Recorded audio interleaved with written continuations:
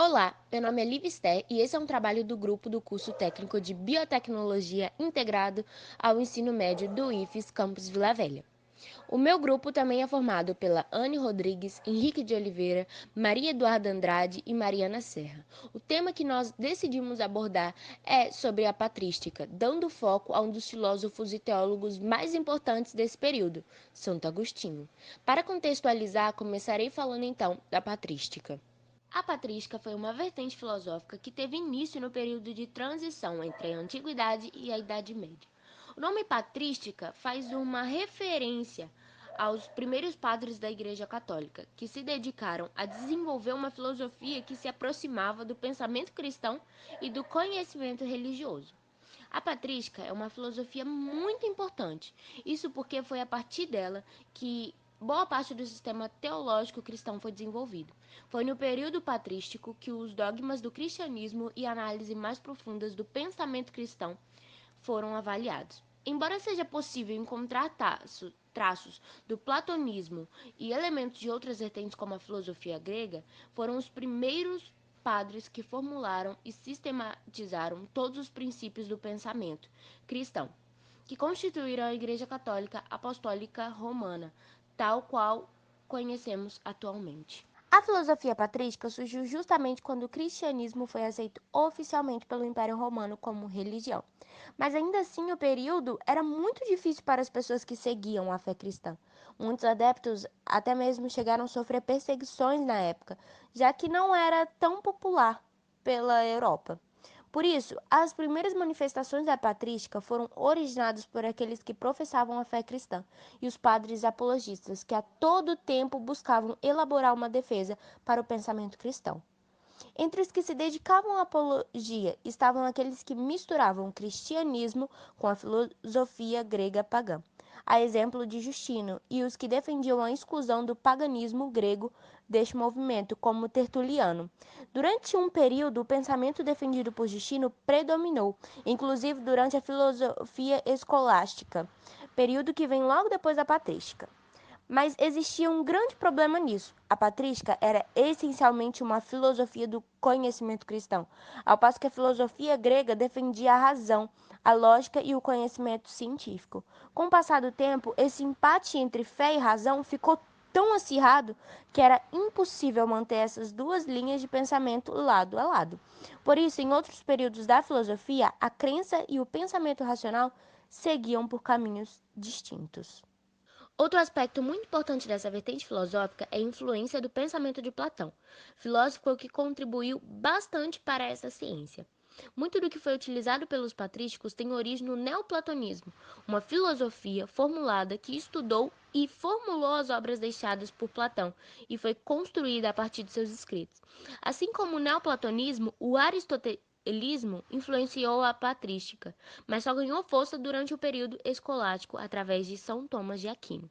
Muitos dos personagens se destacaram através da escola patrística. Entre eles, o que mais se destacou como teólogo patrístico foi Agostinho de Hipona, um pagão que se converteu aos 32 anos, que posteriormente foi canonizado pela Igreja Católica, tornando-se Santo Agostinho, e que falaremos mais sobre ele agora. Na história do cristianismo, muitos filósofos, historiadores e teólogos se destacaram pelos seus ensinamentos e interpretações das escrituras e da visão filosófica a respeito de Deus e da vida. Agostinho de Hipona é um dos teólogos filósofos que influenciaram a teologia cristã, expondo de forma filosófica e teológica as questões que inquietavam sua alma e que percebia como dilemas morais e intelectuais presentes na sociedade. Agostinho está inserido no período denominado filosofia patrística. O grande problema enfrentado pelos patrísticos, como já disse a Lívia, era conseguir estabelecer as bases de um pensamento cristão, que convencesse os fiéis e, mais do que isso, que desse uma base para a formulação do cristianismo. Antes de Agostinho, temos o neoplatonismo como um princípio filosófico de resgate da filosofia platônica, mas temos também o período das chamadas padres apologistas, que eram aqueles que se dedicavam a tecer verdadeiras defesas ou apologias do cristianismo em suas épocas. Entre os principais apologistas temos Justino e Tertuliano. Agostinho posicionou-se como defensor da tese de Justino de que a filosofia grega antiga, mesmo sendo pagã, forneceria um meio de compreensão de questões fundamentais para o cristianismo. Assim, Agostinho tornou-se um dos pais da Igreja, sendo um importante nome na filosofia patrística. Agostinho de Hipona era considerado um dos pais ou um dos doutores da Igreja Católica. Seu período patrístico, consiste no primeiro esforço de criar-se uma base teológica e doutrinária para o cristianismo, que já existia enquanto religião, mas que carecia de uma doutrina que fundamentasse todo o embasamento institucional da Igreja. Agostinho é um dos responsáveis por criar este embasamento com sua filosofia cristã, e ele é sem dúvida um daqueles raros pensadores cujo fascínio extrapola sua época e faz dele em muitos aspectos um autor atual. Ele une, em uma síntese coerente, embora não sistemática, filosofia, teologia, antropologia, psicologia, política, entre tantas outras. Sua trajetória intelectual tem na leitura da obra Hortênsios de Cícero o seu marco inicial. O jovem Agostinho, tendo lendo Cícero, toma consciência de sua vocação filosófica e dá início a uma profunda reflexão filosófica. A busca pela verdade, suscitada por Cícero, leva-o a aproximar-se e depois a afastar-se do maniqueísmo, que é uma ideia baseada numa doutrina religiosa que afirma existir o dualismo entre dois princípios opostos, normalmente o bem e o mal. Leva ao encontro definitivo com o neoplatonismo e posteriormente com o cristianismo, pois Agostinho se torna cristão sem deixar de ser neoplatônico. O neoplatonismo foi uma corrente de pensamento filosófico com várias doutrinas e pensamentos diferentes, mas com a centralidade de inspiração na filosofia platônica. Muito mais do que uma corrente filosófica, o neoplatonismo também foi tido como uma seita místico-religiosa, por perfazer em vários grupos neoplatonistas uma espécie de adoração divina com crenças particulares. Agostinho é considerado como o doutor da graça, a consciência da ortodoxia de seu tempo, tendo deixado uma herança teológica da era patrística que influenciou toda a teologia posterior até os dias atuais. Além disso, Agostinho é considerado santo, tanto pela Igreja Católica quanto pela Anglicana, e mesmo para os protestantes e evangélicos é uma referência na história eclesiástica com os seus escritos e ditos. Começaremos agora a abordar os pensamentos de Agostinho em tópicos, e para isso começaremos falando da interioridade, que é entendida como uma via privilegiada para o encontro com Deus.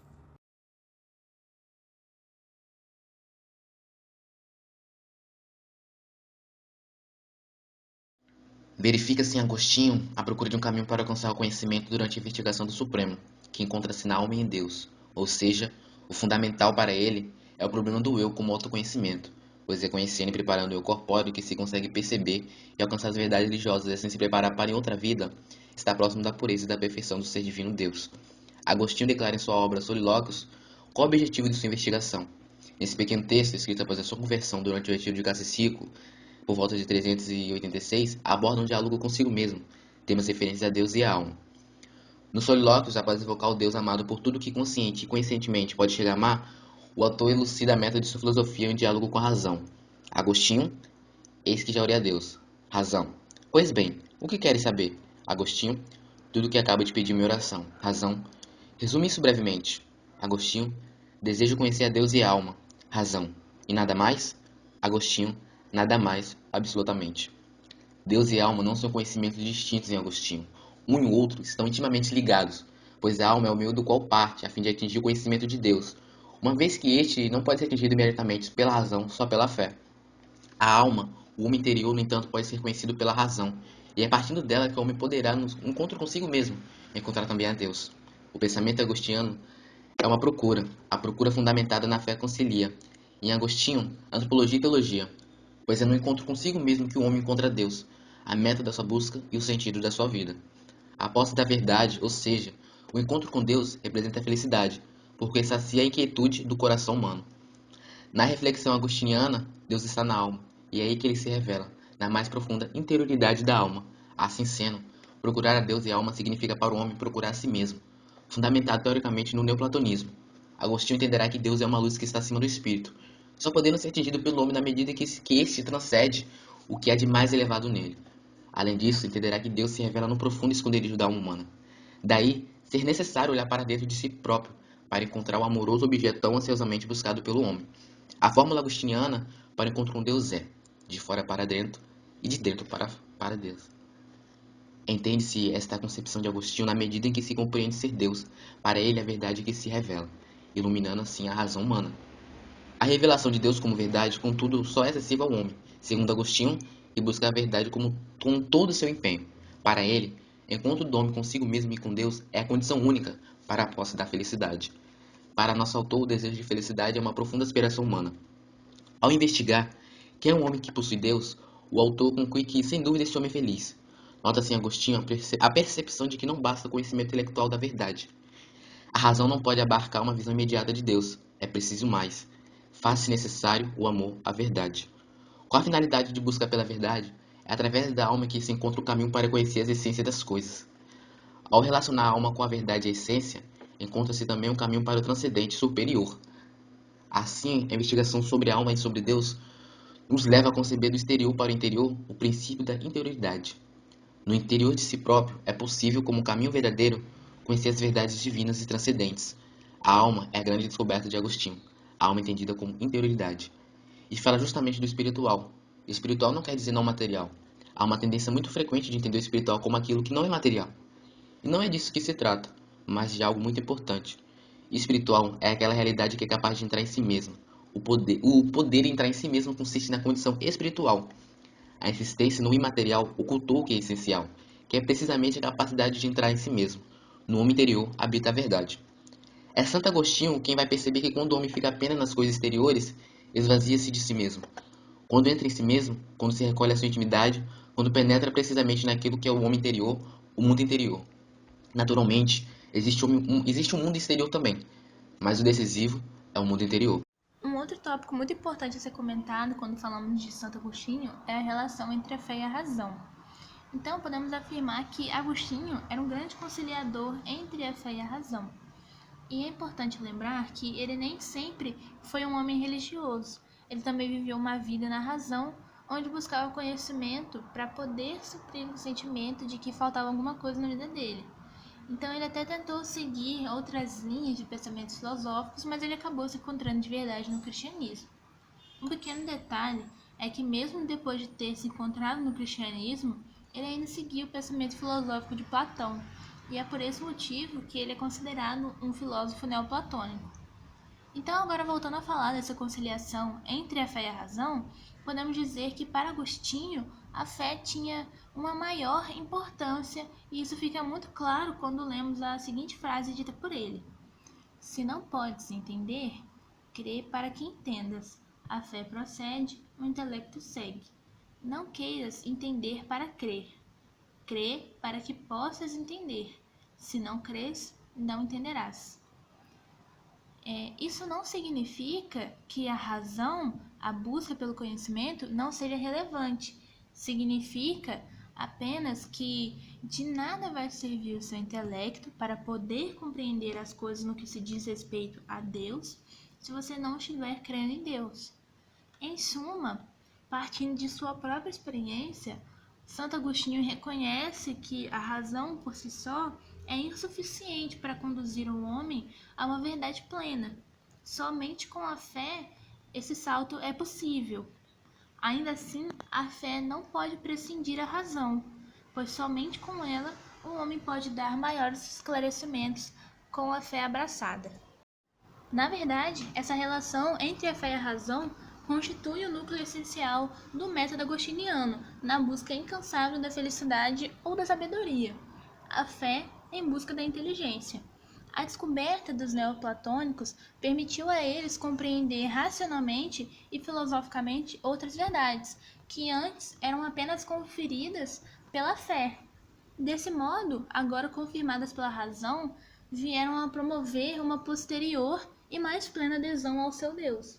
Em Agostinho, não é fácil conseguir distinguir o campo filosófico e o teológico.